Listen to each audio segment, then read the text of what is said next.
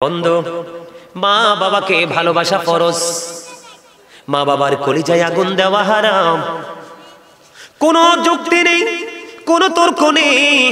ও বন্ধু, কোনো অজুহাত নেই রে।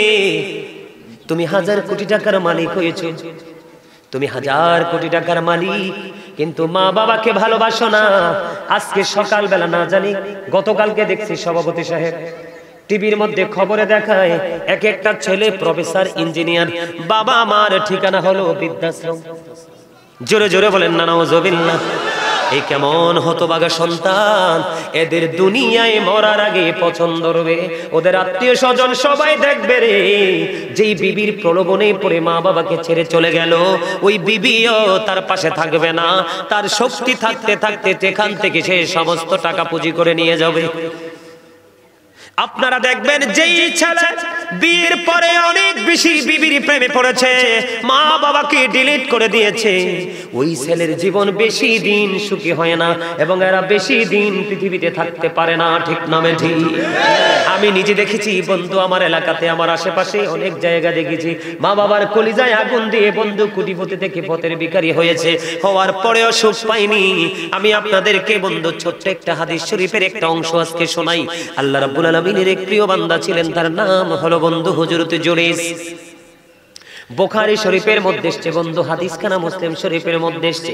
হযরত জুরাইজ যেমন একজন আল্লাহওয়ালা ছিল, এমন একজন বুজুর্গ ছিল।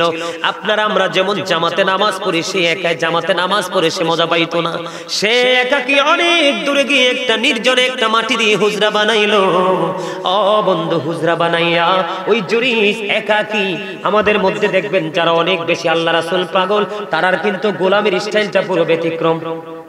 কথা কয় না? আপনারা যারা মুরব্বী হয়েছেন, আপনারা জমানায় বেশি ছিল, এখনকার একটু কম, আরো পরবর্তী প্রজন্মে আরো কমে যাবে। আপনাদের মতো মুরব্বী মানুষ চলে গেলে পৃথিবী বেশি দিন টিকবে না। কারণ এখনো যারা মুরব্বী আছে ওই এলাকাতে ইসলামের কিছু রং আছে। যেখানে মুরব্বী হারিয়ে গেছে সেখানে কিন্তু ইহুদি নাসারাদের সংস্কৃতি সকাল টু সন্ধ্যা চর্চা হচ্ছে। তার মানে ইসলাম আমার আপনার কাছ থেকে দূরে চলে যাচ্ছে। ইসলাম একজন মুসলমানের কাছ থেকে যত দূরে চলে যাবে, কিয়ামত তার তত কাছে আসবে। আজকে কি ইসলাম গরিব না? বন্ধু আমার দিকে তাকান। হযরত জুরাইজ লোকালয় থেকে দৌড়ে একটা হুজরা বানালো মাটি দিয়ে। মন দিয়ে শোনো যুবক তোমরা, আল্লাহর কাছে মা বাবার দাম কত বেশি রে। ও বন্ধু, তিনি কি করলেন? তিনি ওই জায়গায় বসে বসে তিনি ইবাদত করতেন। হঠাৎ করে একদিন কি করলো, হযরত জুরাইজ তার মাটির হুজরার মধ্যে তিনি নামাজরত অবস্থায় এমন সময় মা গেলেন। হাদিসখানা আসছে বুখারী শরীফের মধ্যে বন্ধু। যাওয়ার পরে আবার মা বাহির থেকে ডাকছে, বাবা জুরাইজ বাইরে এসো না, আমি মা এসেছি, তোমার সাথে একটু দেখা করব। এবার জুরাইজ মনে মনে চিন্তা করলেন, আমি কি নামাজ চালিয়ে যাব নাকি আমার মায়ের সাথে দেখা করব? পরে হযরত জুরাইজ চিন্তা করলেন, না না, আমি নামাজটাই শেষ করে পরে মার সাথে দেখা করব। নামাজটা শেষ করে ফেললেন। নামাজ শেষ করার পরে বন্ধু এবার বাইরে এসে চাইয়া দেখি রে, বাইরে মা নাই, মা চলে গেছে। আজকের একদিন চলে গেল। আবার পরের দিন জুরাইজ নামাজরত অবস্থা ঠিক এমন সময় মা এসেছে। মা এসে বারবার ডাকছে, বাবা জুরাইজ কোথায় রে? বাইরে এসো না, আমি মা এসেছি, তোমার সাথে দেখা করবো, বাবা বাইরে এসো। আজকেও জুরাইজ মনে মনে চিন্তা করলেন, না না, মা যেহেতু এসেছে, মা একটু অপেক্ষা করুক, আমি নামাজটা শেষ করি। বন্ধু নামাজ শেষ করে জুরাইজ বাইরে আসলো। বাইরে এসে চাইয়া দেখে আজকেও মা নাই, মা চলে গেছে। কয়দিন? 2 দিন চলে গেল। ও বন্ধু, 3 দিনের দিন, তৃতীয় দিন আবার জুরাইজ এই মাটির হুজরায় নামাজরত অবস্থায়। এবার তৃতীয় দিন মা আসলো। মা তৃতীয় দিন এসে বারবার ডাকছে, বাবা, বাবা গো, তুমি কোথায় গো বাবা? আমি মা এসেছি, একটুখানি দেখা দাও।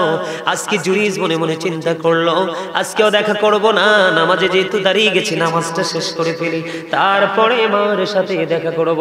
একে একে করে বন্ধু 3 দিন হাদিস শরীফের মধ্যে এসেছে। 3 দিন হয়ে গেল, মার সাথে বন্ধু দেখা হলো না।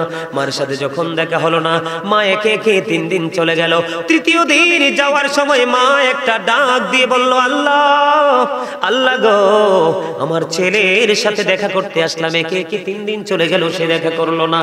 তারে বেশ্যা মহিলার মুখ না দেখাইয়া তুমি মরণ দিও না। জোরে জোরে বলেন না নাউজুবিল্লাহ। জুরাইজ কি মাকে বকা দিলনি? জুরিস তো নামাজ পড়ে বুঝে নেবেন। হাদিস শরীফের মধ্যে এসেছে জুরিস নামাজ পড়ে স্বাস্থ্য ভাই ভালো করে শোনো, মায়ের কোলে যায় আগুন দিও না।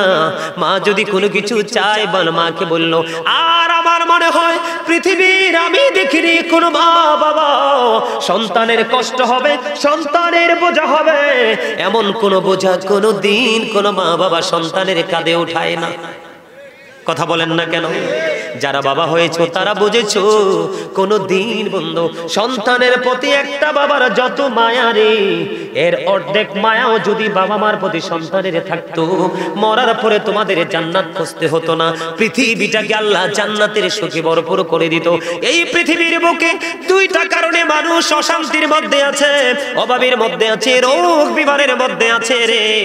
একটা হলো নবীর সাথে কন্টিনিউ বেয়াদবি, নবীর অর্ডারকে অমান্য করা, আর একটা হলো মা বাবার কলিজায় কন্টিনিউ ব্যথা দেওয়া। ঠিক না বেঠিক? বন্ধুরে আমার, হাদিস শরীফের নমুনা তোমরা দেখো, মায়ের পাওয়ারটা কেমন, মা কেমন বদদুয়া দিল। আল্লাহ একে একে 3 দিন এসেছি, সন্তানটা দেখা দিল না, তার বেশ্যা মহিলার মুখ না দেখাইয়া তারে মরণ দিও না। আল্লাহ তো মায়ের বরদুয়া কবুল করে ফেলেছে। পাশে ছিলেন এক বেশ্যা মহিলা। বেশ্যা মহিলা কিন্তু এতদিন জুরিসকে নিয়ে ভাবে নাই, জুরিসকে নিয়ে কোনো নোংরা চিন্তা করে নাই। মা যেদিন অভিশাপ দিয়ে চলে গেল রে, এবার হযরতে জুরিসকে নিয়ে ওই বেশ্যা মহিলা এবার ভাবতে শুরু করলো। জোরে জোরে বলেন না নাউজুবিল্লাহ। এবার বন্ধু ওই বেশ্যা মহিলার পেটে বাচ্চা। এবার মানুষ ওই বেশ্যা মহিলাকে প্রশ্ন করতে শুরু করলো, তোমার পেটে বাচ্চা আসলো কোত্থেকে? কয় আমি বাচ্চা এনেছি জুরিস থেকে। সরল মনা জুরিস তো কিছুই জানে না, জুরিস কিচ্ছু জানে না রে, দায়াম সাথীর মানুষ।